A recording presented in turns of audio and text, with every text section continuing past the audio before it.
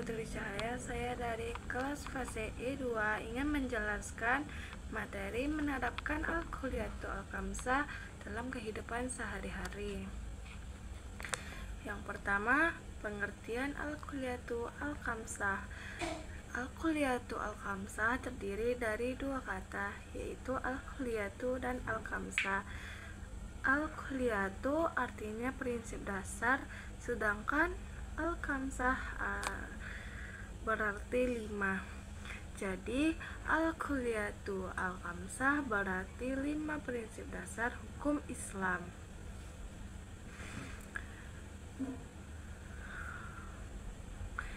Dalam istilah usul fikih, kata Al-Kulliyatu Al-Khamsah sering disebut dengan maqasid Al-Khamsah atau 5 tujuan, dan Duriyat Al-Kulliyatu Al-Khamsah yang berarti 5 kepentingan yang vital. Maka dapat disimpulkan bahwa Al-Kulliyatu Al-Khamsah berarti 5 prinsip dasar hukum Islam yang bertujuan mewujudkan kemaslahatan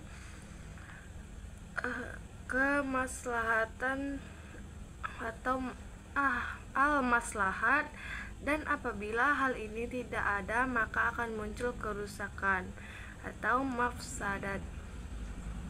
5 prinsip dasar hukum Islam yaitu menjaga agama atau hifzu al-din, menjaga jiwa, hifzu al-nafs, menjaga akal, hifzu al-alq, menjaga keturunan, hifzu al-mals, dan menjaga harta, hifzu al-mal.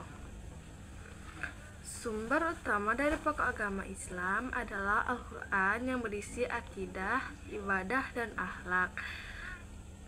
Sebagai sumber ajaran Islam, Al-Quran tidak menjabarkan hukum dan aturan-aturan di dalamnya secara rinci, terutama yang berkaitan dengan ibadah dan muamalah.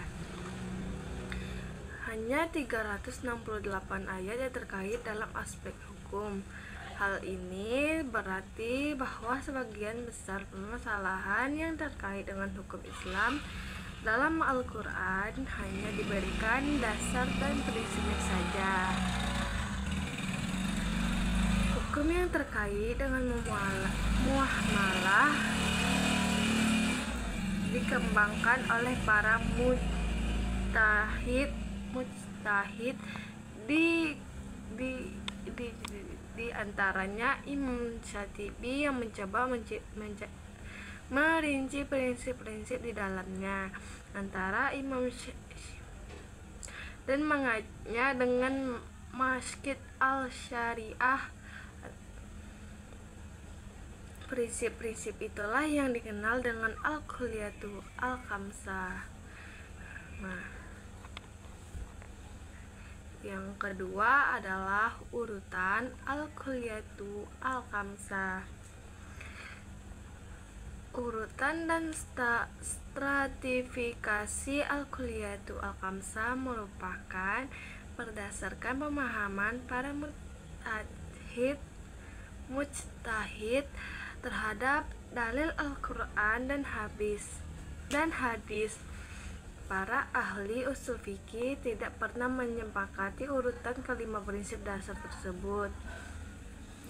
Imam Al-Ghazali berpendapat bahwa urutan Al-Kulliyatu Al-Khamsah adalah al-din atau agama, al-nafs atau jiwa, al-alq atau akal, al-nas atau keturunan, dan al-mal atau harta. Urutan yang dikemukakan oleh Imam Ghazali inilah yang paling banyak disepakati oleh mayoritas dan fikih maupun usul fikih.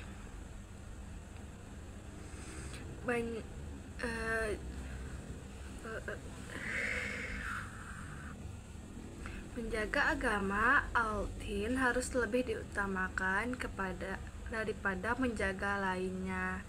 Menjaga jiwa atau al-nafs harus lebih diutamakan daripada akal, alq dan keturunan, demikian seterusnya.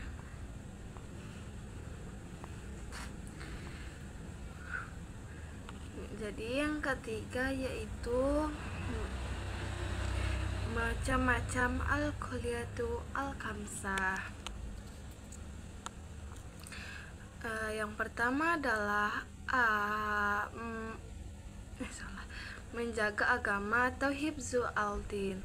Agama merupakan pokok dari segala alasan mengapa manusia hidup di dunia ini. Oleh karenanya, menjaga agama lebih diutamakan sebelum menjaga hal-hal lain.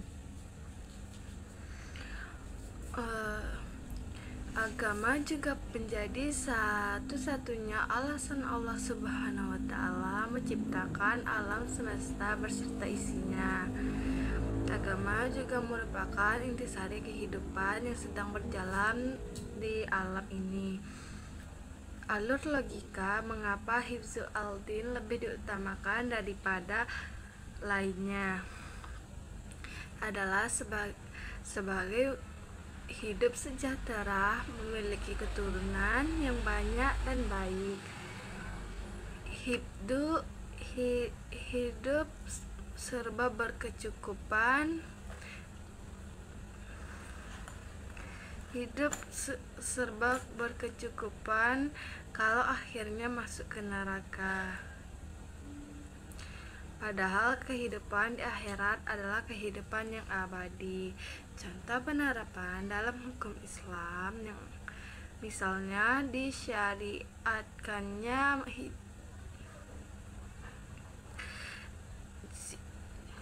jihad sabilillah di medan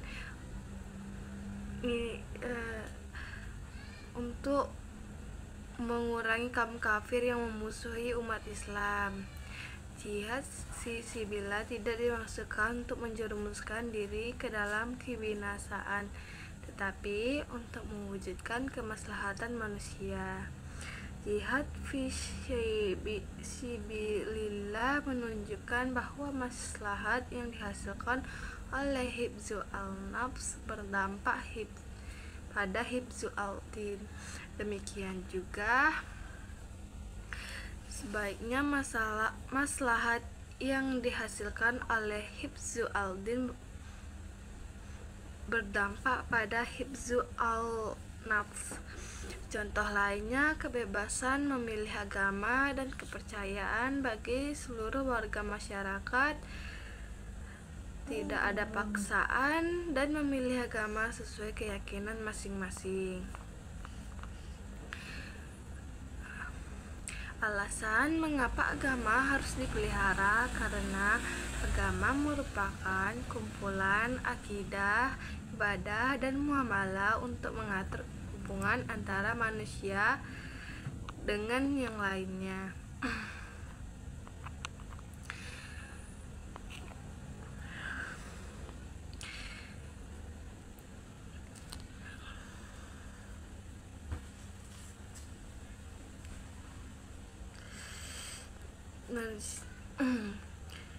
Allah Subhanahu wa Ta'ala mewajibkan 2 kalimat syahadat, salat 5 waktu,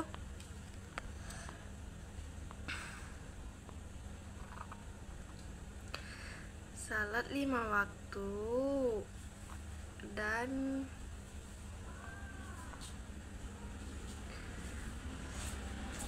menunaikan zakat, puasa Ramadan, dan berhaji bagi yang mampu. Allah Subhanahu wa Ta'ala juga menerima agar berdakwah dengan hikmah dan maudah hasanah atau nasihat yang baik. Sebagai bentuk hifzu al-din, Islam mengajarkan untuk menghormati agama orang lain. Orang-orang non-Islam dibagi menjadi 2, yakni zimmi atau non-Islam yang hidup berdampingan dan dalam perlindungan Islam, harbi atau non-Islam yang secara terbuka memusuhi Islam. Terhadap zimmi, tidak ada perbedaan perlakuan yang ekstrim pada sosial dan kemanusiaan dengan umat Islam pada umumnya. Bahkan dalam sebuah hadis Rasulullah SAW menjamin hak-hak kemanusiaan dan sosial kelompok zimmi. Ketika sahabat Ali bin Abi Thalib Rasulullah SAW menjadi khalifah, terjadi sebuah peristiwa pembunuhan zimmi yang dilakukan oleh seorang muslim. Kemudian Khalifah Ali bin Abi Thalib Rasulullah SAW memutuskan untuk menghukum mati pelaku pembunuhan tersebut. Tetapi dari pihak keluarga zimmi menyatakan bahwa ia telah memberikan maaf. Khalifah bin Abi Thalib Rasulullah SAW merasa tidak puas dan khawatir adanya ancaman dari pelaku pada zimmi. Kemudian pihak keluarga zimmi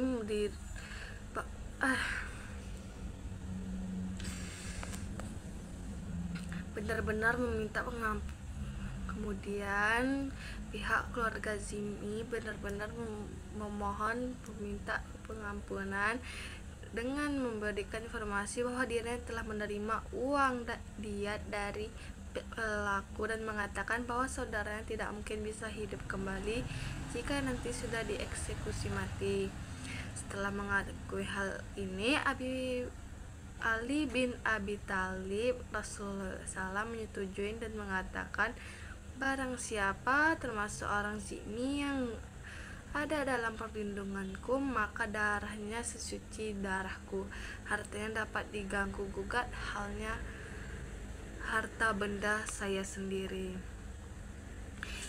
Yang kedua yaitu menjaga jiwa atau al-nafs. Setelah menjaga agama atau hifzul al-din, kewajiban selanjutnya adalah menjaga jiwa atau keberlangsungan hidup manusia. Islam memberikan peringatan yang sangat tegas terhadap semua perbuatan yang dapat menyebabkan hilangnya nyawa seseorang. Perhatikan firman Allah Subhanahu wa Ta'ala.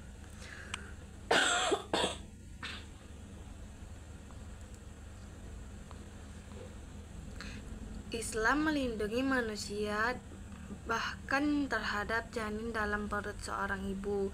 Seorang ibu hamil yang meninggalkan dunia sementara bayi masih bernyawa ada di perut, maka boleh dilakukan operasi bedah demi menyelamatkan nyawa bayi tersebut. Menjaga nyawa juga dijadikan alasan diberlakukannya hukum qisas terhadap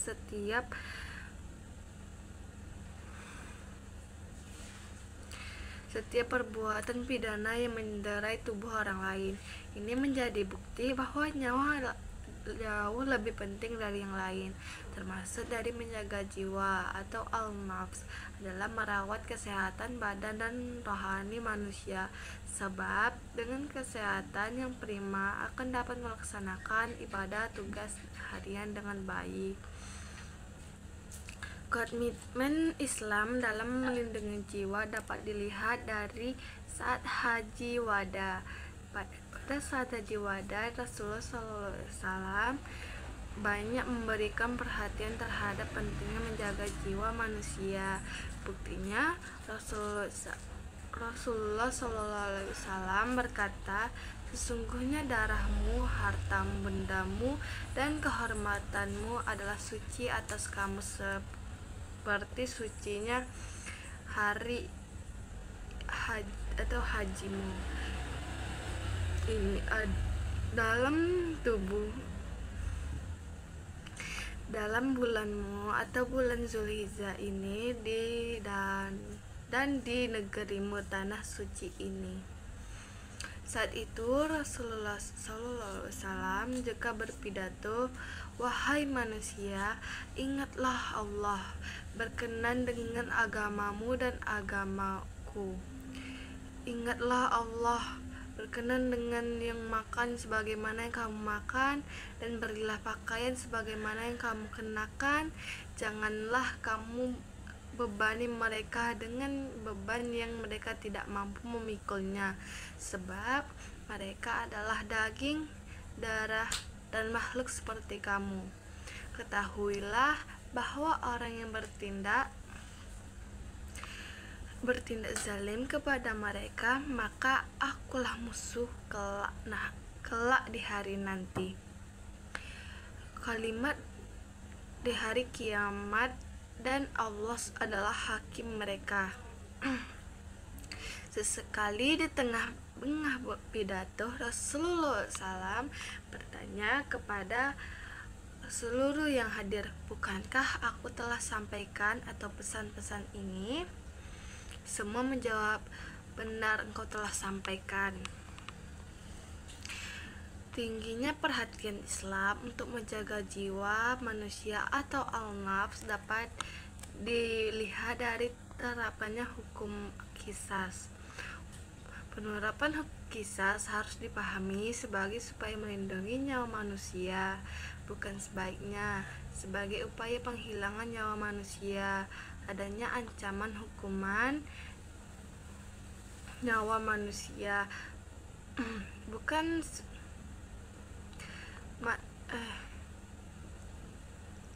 hukuman mati maksudnya. Seharusnya menjadi siapapun atau individu, masyarakat, bahkan negara harus berpikir ribuan kali untuk melakukan tindakan penghilangan nyawa manusia tanpa sebab yang diberikan oleh Islam. Perlu juga dipahami bahwa segala upaya, proses, tindakan, atau bahkan kebijakan politik yang menyebabkan atau secara langsung atau tidak langsung kehilangan nyawa seseorang atau kelompok masyarakat juga dikategorikan sebagai bentuk kehilangan nyawa manusia.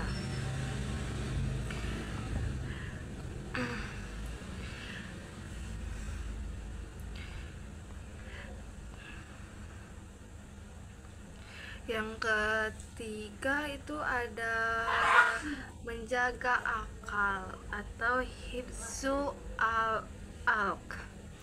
Setelah hifzu al-din menjaga agama dan hifzu al-nafs menjaga jiwa, selanjutnya yaitu menjaga akal, hifzu al-alq. Akal merupakan karunia agung dari Allah Subhanahu wa taala. Akal itulah yang membedakan manusia dengan hewan ataupun makhluk lainnya. Oleh karena itu, Allah Subhanahu wa taala memerintahkan agar menjaganya dan menggunakan akal untuk memperoleh ilmu pengetahuan supaya akal tersebut terjaga. Maka Allah Subhanahu wa taala melarang keras segala sesuatu yang dapat melemahkan dan merusak akal pikiran. Langkah yang tepat dan yang efektif untuk menjaga akal dapat dilakukan sejak lama, sejak masa kanak-kanak. Pada masa inilah nilai-nilai kebaikan sangat mudah masuk ke dalam hati dan pikiran hingga menjadi kebiasaan. Hifzu al-alq juga dilakukan dengan cara menjaga akal pikiran agar dapat digunakan untuk berpikir. Oleh karena itu, akal harus dibekali dengan ilmu yang cukup, terutama ilmu agama, sekaligus menghindari perbuatan yang merusak akal, misalnya meminum khamr atau kayak minuman keras. Menonton tayangan yang berbau maksiat atau tayangan lain dapat merusak daya pikir manusia. Lebih dari itu, perilaku yang dapat merusak daya nalar sehat dan logis juga harus dijauhi, seperti perbuatan syirik dan tahayul. akal yang sehat dan tidak tercemar dengan pikiran-pikiran kotor dan sangat mudah memberi manfaat untuk kemaslahatan umat. Salah satu kemaslahatan yang dapat disebabkan oleh sehatnya tersebut adalah dapat memberikan masukan atau kritikan dengan cara santun terhadap suatu kebijakan.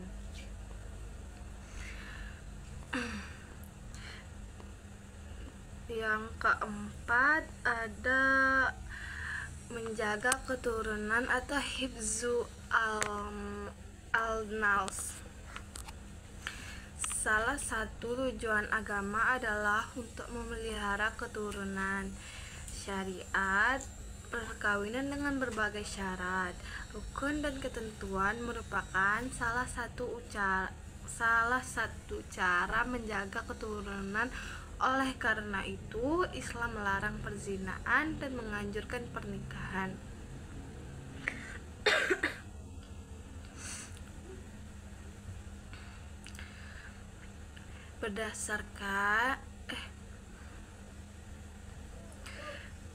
Pengelompokan manusia berdasarkan keturunan juga tampak pada Piagam Madinah yang diprakarsai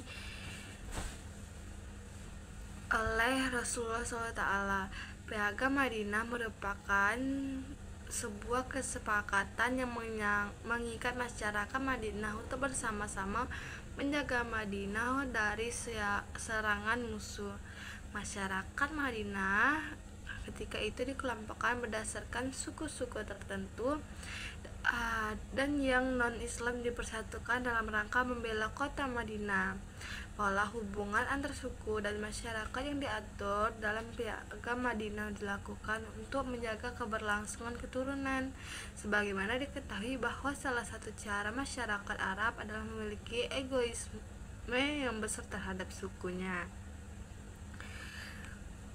Terkait dengan menjaga keturunan atau hifzu al-nals juga terlihat pada Rasulullah Sallallahu Alaihi Wasallam berdakwah di Makkah. Beliau mendapatkan hinaan dan fitnah dari kaum kafir Quraisy.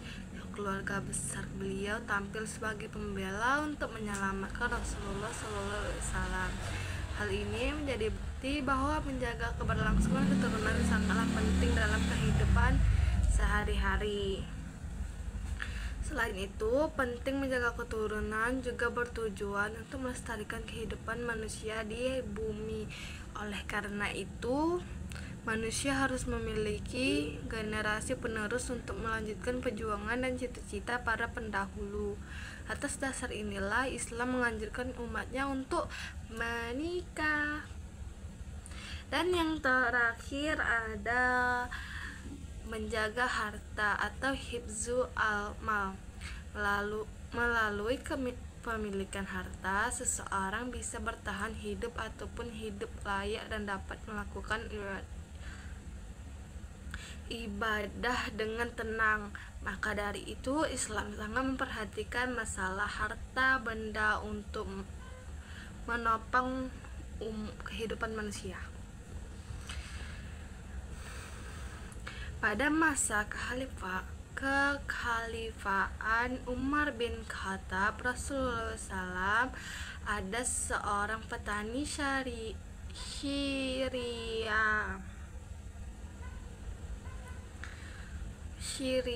yang mengadu bahwa tanamannya telah terinjak-injak oleh pasukan muslimin. Maka Umar bin Khattab, Rasulullah SAW memerintahkan agar membayar ganti rugi kepada petani tersebut yang diambilkan dari kas negara. Hal ini menjadi bukti bahwa siapapun tidak melakukan perbuatan yang dapat merusak atau merugikan harta benda orang lain.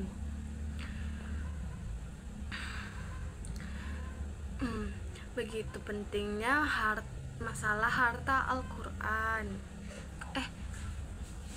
Begitu pentingnya masalah harta. Al-Quran menceritakan semua pihak yang melakukan hutang piutang agar mencatatnya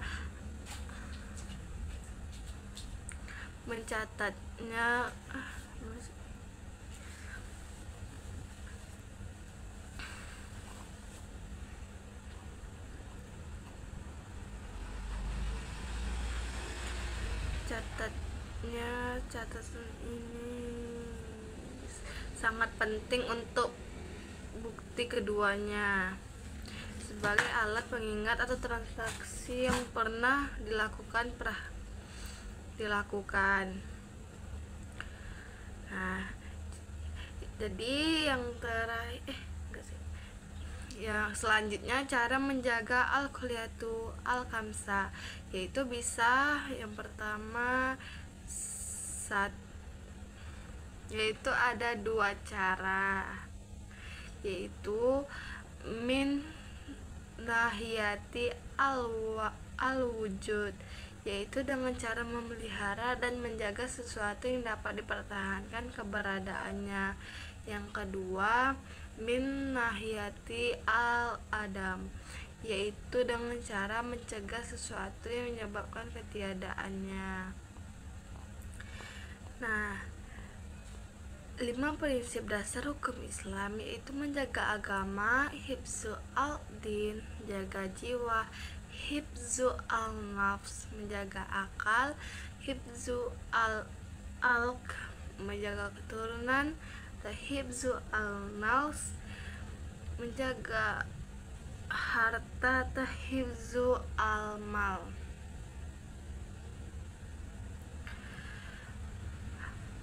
Agama merupakan pokok dari segala alasan mengapa manusia hidup di dunia ini.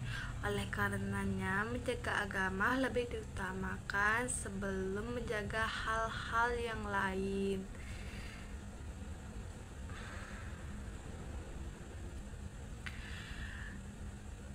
Islam memberi peringatan yang sangat tegas terhadap semua perbuatan yang dapat menyebabkan hilangnya nyawa seseorang. Akal merupakan karunia agung dari Allah Subhanahu wa Ta'ala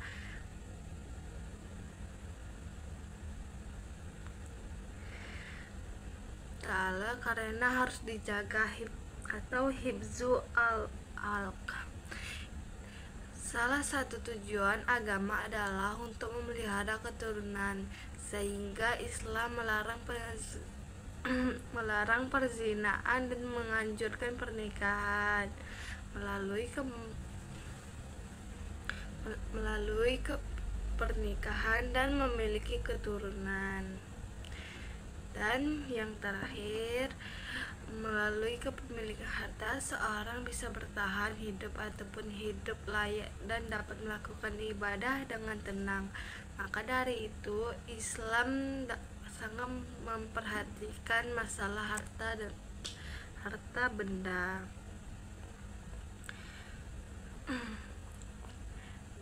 Jadi menerapkan al-kulliyatu al-khamsah dalam kehidupan sehari-hari sangatlah penting dan dibiasakan dari usia sejak dini, dan menjaga al-kulliyatu al-khamsah sampai dewasa. Sekian dari saya, Kaisa Putri Cahaya. Semoga kalian bisa menerapkan al-kulliyatu al-khamsah dalam kehidupan sehari-hari.